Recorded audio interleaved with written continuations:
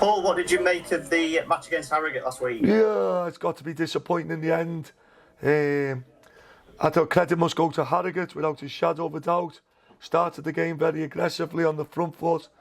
Like most games, in the end we managed to gain control. I felt we looked like we were going to score. You know, but that goal was just a little bit elusive for us on the day. So all in all, we take our point, we move on. You know, it is what it is. You can't change it. But probably epitomised our season of stop-start. You've now 4 games unbeaten. You feel like you're creating a nice bit of momentum going into the final bit of the season? Just keep going, Liam. Every game's tough. No more so than tomorrow's game at Barrow. You know, there's so many points to play for. I think, like everyone see with the league, the inconsistency is probably the consistency. Results are probably not what people would expect, but within the league, probably what people do expect. Like Barrow winning at Port Vale on Tuesday night. You know, so we've just got to keep going. We've got to keep believing in what we're doing. Do you know, we've got a big week now. It's a big week for us, the players, myself, the supporters. There's 9 points available. And next Saturday night, how many points can we take out to 9? It starts tomorrow with Barrow. They get all our attention. We know how difficult a game it'll be. And we've got to make sure we apply ourselves right to the game. It's a little bit of a cliche, but are you seeing these 9 games as 9 little cup finals, if you like? I just keep going, me, Liam. The first year in the league was always going to be a learning year. Our season's probably epitomised from half-time at Salford. We've now lost Sparks, Shackleford and Donasian for the season. So it's been that all year. So we're at a point now where we can't be hurt by our injuries. Do you know, we travel to Barrow tomorrow very, very light on defensive options. Very, very light. It's not an excuse. It's just as our supporters know, they've watched us all year. It's just a fact that we've chopped and changed all season. And I think the teams who've had the most continuity are probably the teams who've had the most success. So it's something for us to look forward to as we recruit again in the summer. What mistakes have we made in our first season? How could we do better? And how can we go forward from this season? So this season isn't over by any shape or form. We've got loads of fight in us without a shadow of a doubt. But come the end of the season, when we sit down, it'll be a much more of a, we're back in the league, we've enjoyed our season. How do we go forward? How do we make this club better? And the mistakes then, what we've made in this season, can we rectify them for next year? So are you already in the background thinking about plans for next season, putting those in place? Without a shadow of a doubt, Liam. I think every football club that's a progressive, wanting to go forward club should already be planning. You know, that's what we know, what our contractual situations are. We know our players inside out at this football club. And like most clubs, we probably feel where we know we need to be better.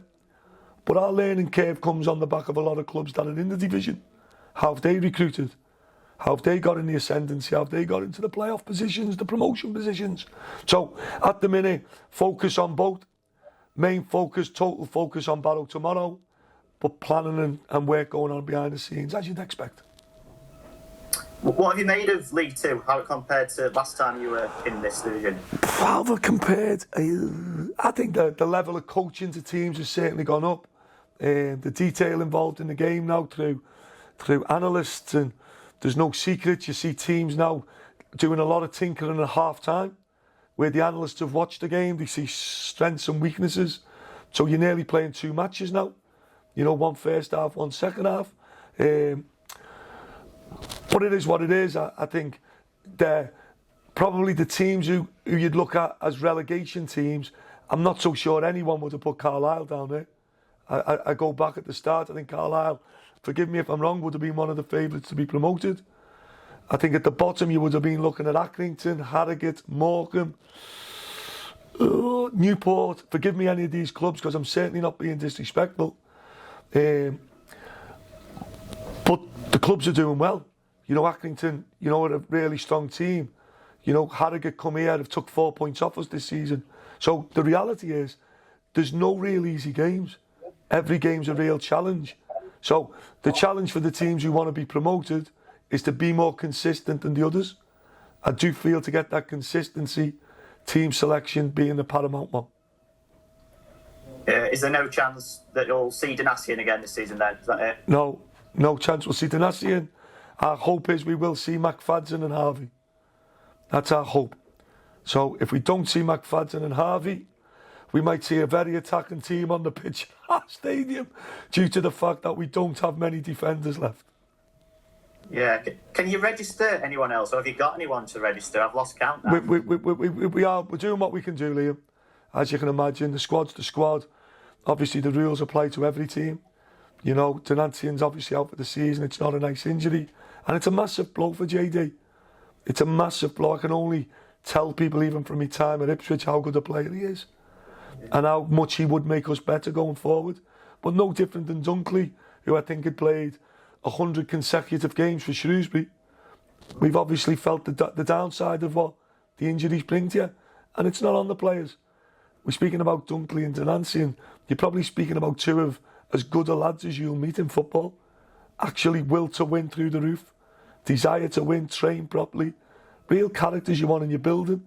Unfortunately this season, we just haven't got them on the pitch enough for us to enhance our chances of being higher in the table.